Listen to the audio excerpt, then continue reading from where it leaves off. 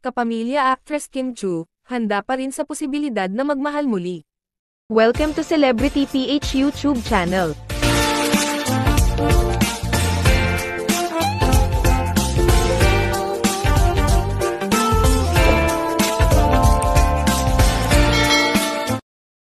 Sa kabila ng mga kabiguang pinagdaanan dahil sa pagkabigo sa pakikipagrelasyon, positibo pa rin ang pananaw ni Kim Chu sa pag-ibig.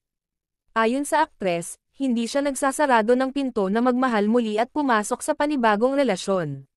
Sabi ni Kim, hindi man daw ito mangyayari sa ngayon pero baka maaari itong mangyari sa susunod na mga buwan o taon. Dagdag pa ng aktres, marami ang kayang magbigay ng pagmamahal at willing naman siyang tumanggap. Kasali daw ito sa buhay at dapat i-embrace ito ng lahat.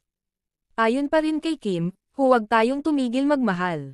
Bago natapos ang taon, parehong inamin ni Kim at Sian Lim na nagtapos na ang kanilang 12 taong relasyon, hindi na rin ito ikinagulat ng mga supporters ng dalawa dahil bago pa man tuluyang umamin ang dalawa ay marami ng bali-balitang hiwalay na sila. Wala naman daw siyang pinagsisihan pagdating sa pakikipagrelasyon kahit pa nasaktan siya rito. Sa tanong naman kung nalinlang na ba siya sa pag-ibig, ang sagot ni Kim ay, lahat naman tayo naloko sa pag-ibig, kasi wala, nagmahal ka. Sabi pa niya, embrace the pain and learn something from that experience and you're good to go. Sa kabilang banda, matapos ang hiwalayan nila ni Sian Lim ay hindi maiwasan na malink si Kim sa kanyang leading man na si Paolo Avellino.